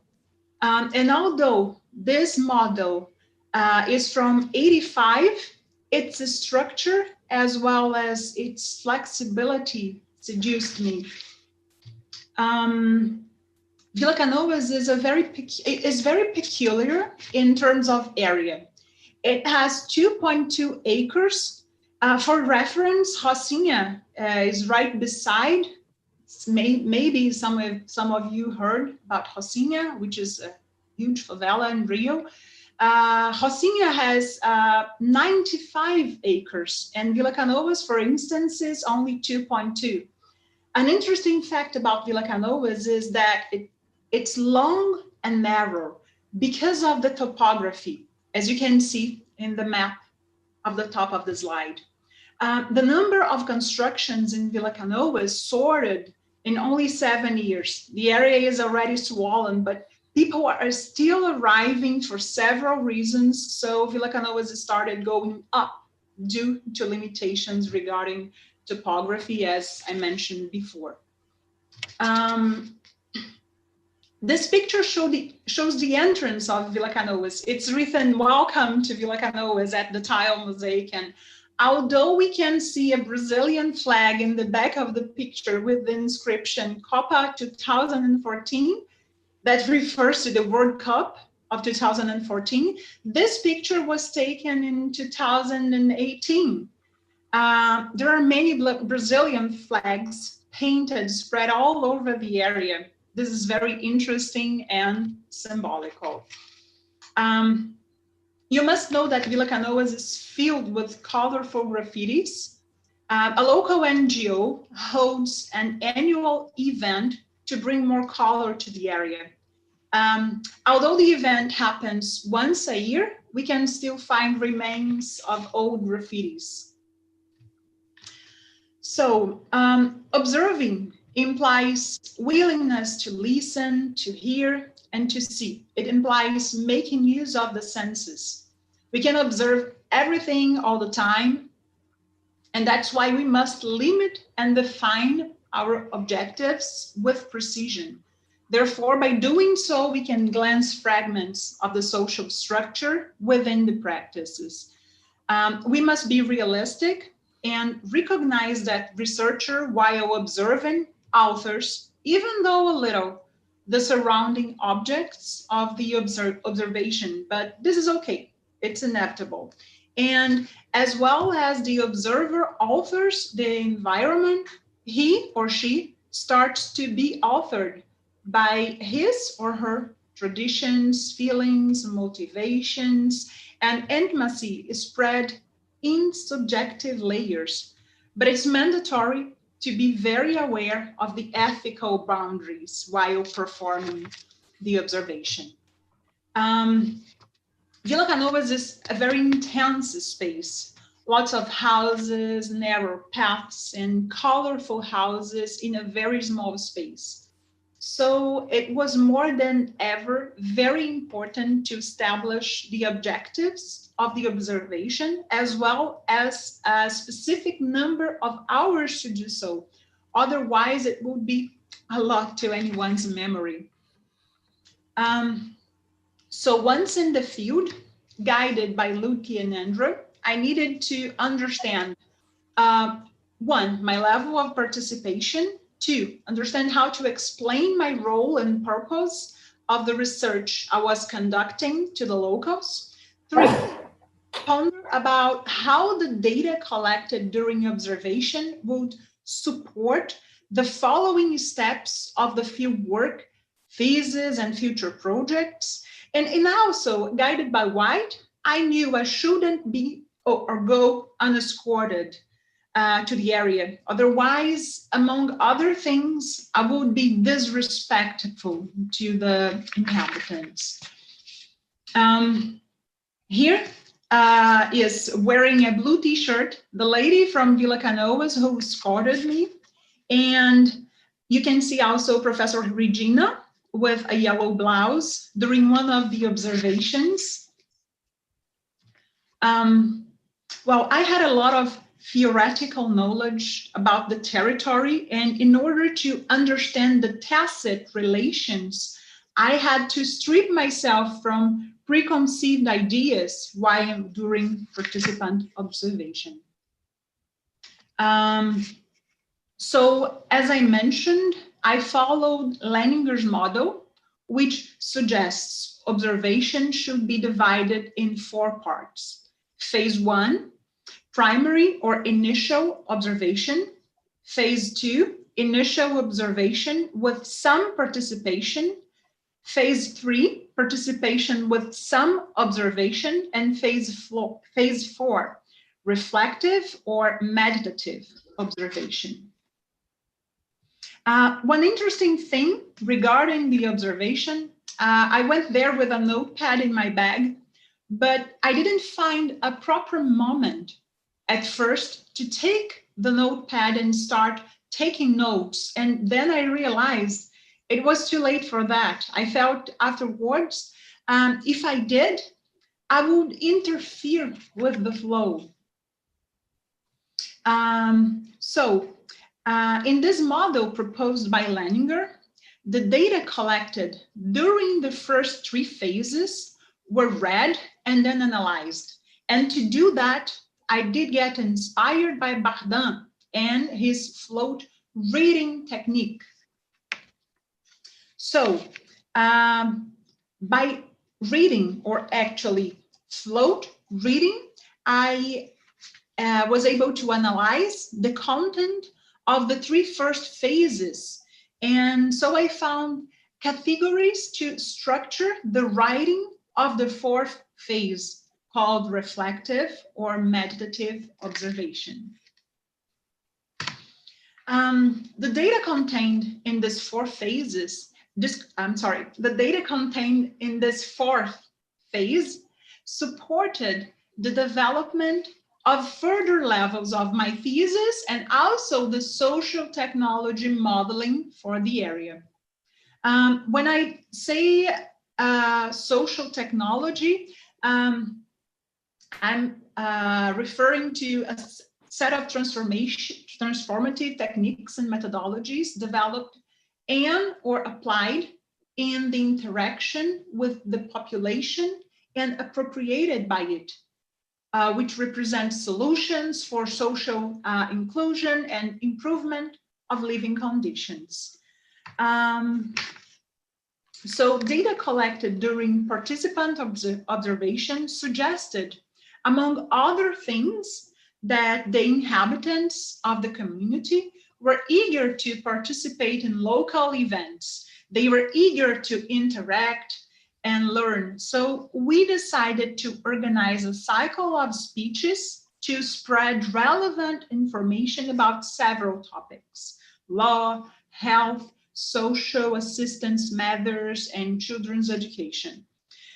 There was a church located near the entrance of Villa Canoas and also a small chapel right after the entrance of the area. They were identified as safe harbors of the community and perceived as possible places to host the mentioned event. So here you can see the chapel located right after the entrance of Villa Canoas. And here you can see the church located near the entrance, before the entrance of Villa Canoas. They are known as safe harbors to the community because during storms and floods, locals usually find a safe space to settle and wait. So the cycle of speeches took place in 2018, and a lawyer, a social worker, a physician, and an elementary school teacher did participate as speakers. And because theory never gets transferred to reality without a toll, we did have to suspend the cycle of speeches more than once because of safety issues in the area. And few months after dealing with safety issues, Locals also had to deal with a major flood that damaged 30% of the houses for good. Water in some parts of the community and inside some houses reached almost 2 meters. One of the people I talked to mentioned they always have a small backpack near the door with important goods in case of unexpected storms, because there's no time to reach for anything. It's hard to imagine living like that, right? I couldn't stop thinking about that once watching the presentation of our colleague from Cuba. So from this first cycle of speeches, we extracted some very specific information, such as they were eager to take lectures about alcohol abuse, unemployment, depression, tuberculosis, and types of hepatitis. So many things have happened since the end of the thesis and since the end of the cycle of speeches, right? Floods, police incursions, drug insurgencies, fiscal austerity actions, and now pandemic. Plans for a new cycle of speech are slowly being redesigned, probably now throughout virtual reality app. So sometimes, you know, reality changes all the, you plan a lot of things and then comes reality. But once in the field, thanks to all the complexity, it's important to keep in mind that impatience tends to take over pessimistic minds and lead to hopeless positions. So about hope, Paulo Freire, a very respected Brazilian teacher and pedagogue, used to say, hope alone doesn't win the fight, but without it, the fight hesitates. We need critical hope. Hope alone won't be able to transform the world and act. Driven by such a simplism is an excellent way to fall into fatalism. But to avoid hope while struggling to improve the world, imagine that calculated acts only will succeed. It's an illusion. So the responsibility is huge. And for all the researchers involved with social technology modeling, and so we can't repair words disorder and inequities, but nevertheless, inspired by Paulo Freire, we, when acting, it's necessary critical hope in order to transcend fatalisms, hopelessness, and pessimisms towards horizons of hopes without naive expectations. So thank you so much for your attention. That's it. Have a great day. Thank you so much. Thank you. Muito obrigado, querida Rosa. When I was in Rio, I'm really very impressed with your heart and interest work in Favela Via Canoas. It is really dramatic life in the beautiful town nearly beach Copacabana and Ipanema. Yes, it is really dramatic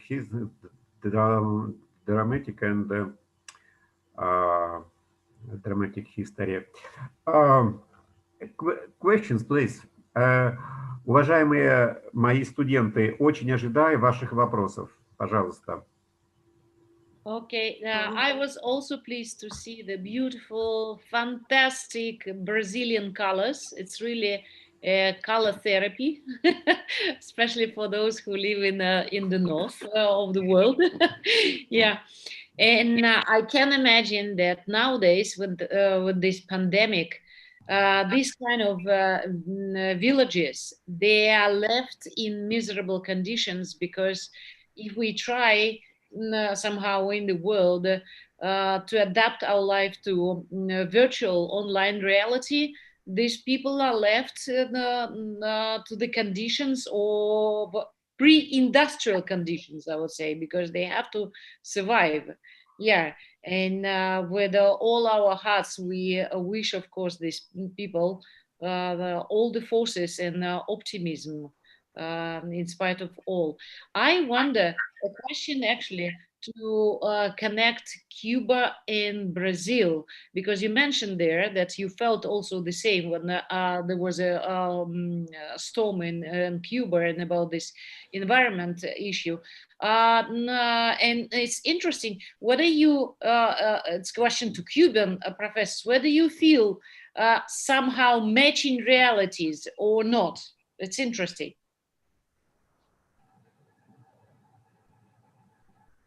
Well,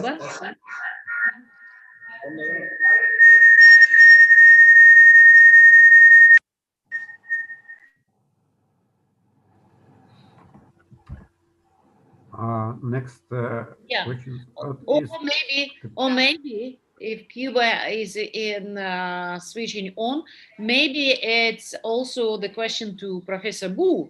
Maybe in India there are some similarities, and it means that I'm asking not about similarity. I'm asking about whether there are some current best approaches to tackle the problems, current solutions to tackle the problems that could be exchanged. Sorry, we have one question from Tatiana Nikolaevna. Question, and also I am waiting questions from my students, please. I may ask question or no? Yes. Yes. Okay. Thank you, Rosa. We know the theory of broken glass. What? We know the theory of broken glass. Okay. The glass is broken. People start throwing rubbish. Yes? And my question is, do you use the help of volunteers to implement these social technologies? Student, maybe? Thank you for your question. Well, we try a lot of things. We try different approaches. You know, every time we gather and we decide to work together, we invite students and we invite friends. Many times during my classes, while giving examples, sometimes the students go like, I want to be part of, I want to go there, I want to do something. But it doesn't happen every year, you know. It's not a mandatory thing. It's not that they have to be part of a social effort, you know, in order to go forward with the discipline. So it's about willing, you know. Many times they get involved and they do a lot of nice things. But one thing is there is one thing that it's that limits a little bit.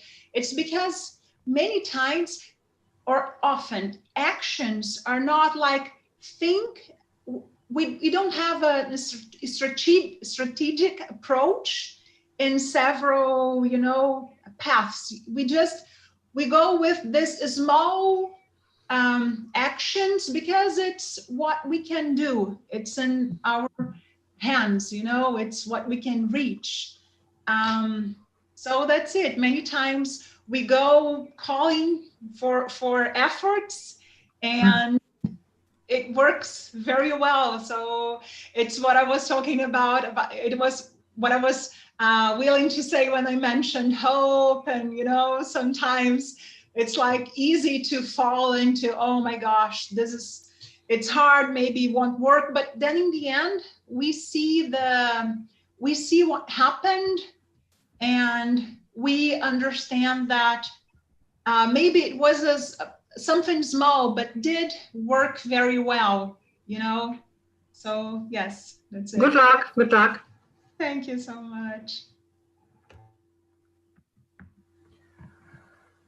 Professor Patrakov was there once. Yes, Didianos, I am waiting questions from my students, from our students. Maria, Evgenia, where are you? And from my colleagues, Natalia Igorevna, Anna Yurievna, может быть, у вас, maybe you have any questions? It is really very, very interesting experience from Rio de Janeiro. Sí, pero ¿cómo están escuchando? Okay, no question. We have a question. Yes. Yes, Cuba. Yes. Okay, it's very interesting.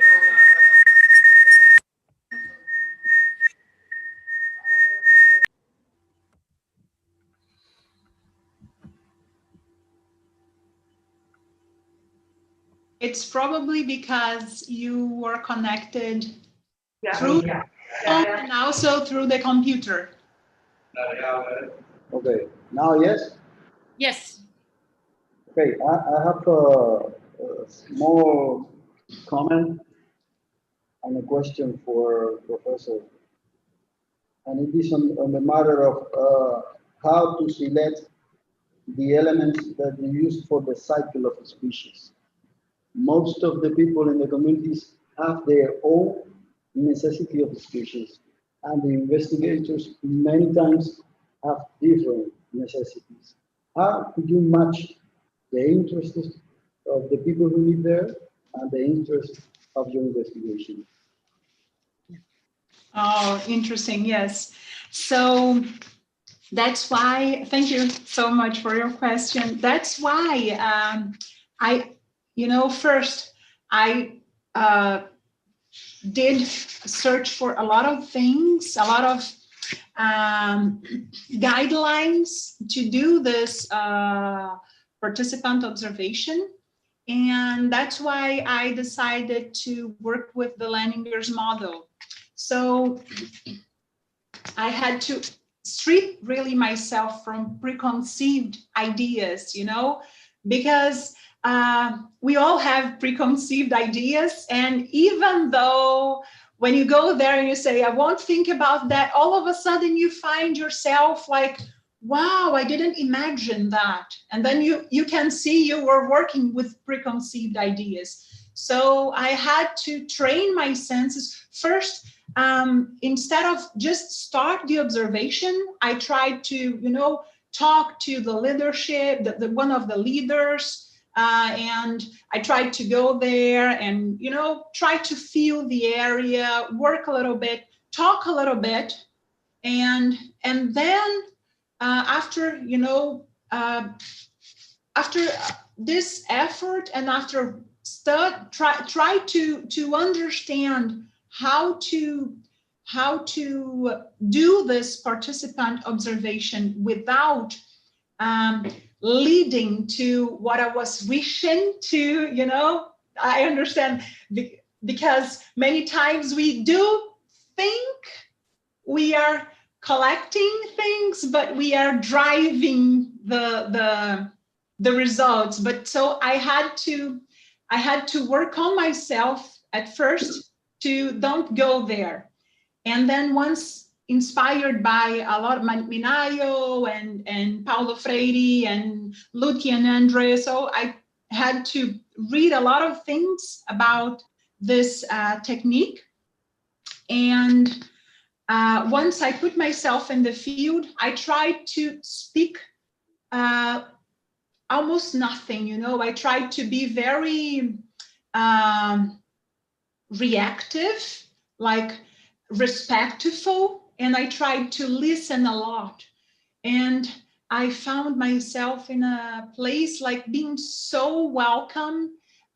Everybody were like, how are you? And come get inside my house. Let me offer you a cup of tea or a cup of coffee and let's talk a little. So I found myself, I felt very welcome over there, not just but obviously because I was escorted, because I followed one of the guidelines one of the major guidelines to do a participant observation, that you shouldn't go unescorted, because this is like, it's not ethical, you know, it's very invasive. So of course, because I was escorted with this woman who is a leader over there, I felt very welcome.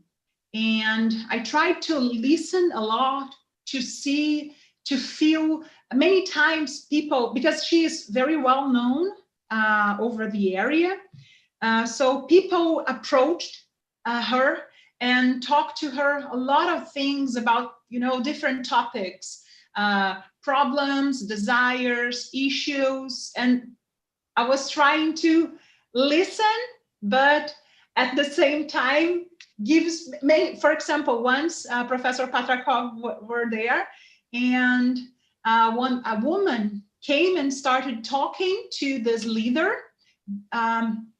And once we felt she was talking about things that are too private, we stepped out, and we gave space for them to talk. So it's a very subjective approach, but the thing is, I had to be very careful with ethical boundaries, to respect them. For example, if you take a look at my thesis, you won't see pictures of faces. You know, I only, there are a few persons, and everybody allowed me to, they said, okay, you can put my face, you can take a picture, you know. So it's a very, the answer is like, it's a very subjective approach.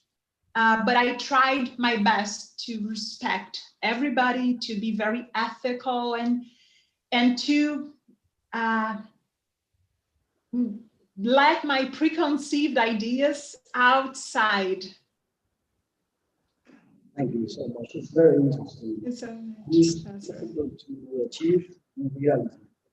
So, how to divide participant observation? There are people who don't want to observe. They have secrets on their own. And how to participate, or how to, or up to when? When are you being so inclusive in their reality? It's very difficult to achieve. Thank you very much. Sorry?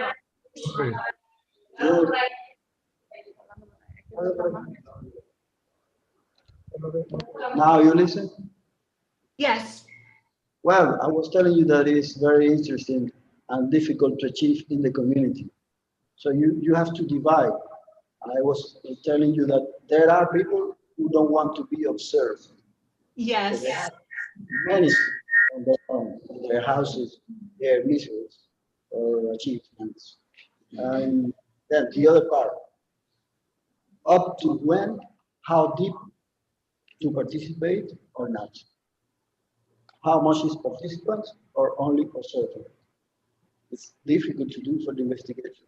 And also the selection of the leader is a key.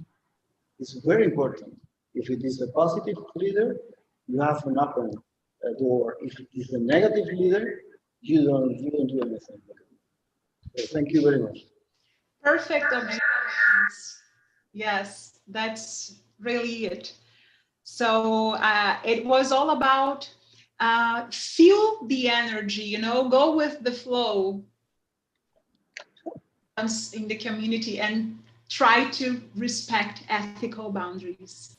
Besides that, you have to fall in love with the community or not.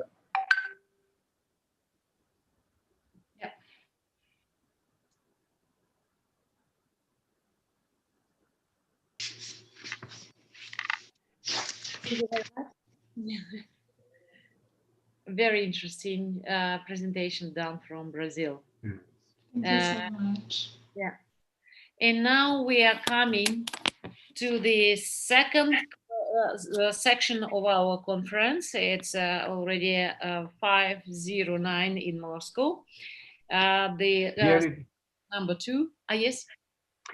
So, dear Lyudmila, dear colleagues, let me invite you to make a very short break, 5 minutes. What do you think? 5 minutes. 5 minutes break. Yes, 5 let's do minutes. it.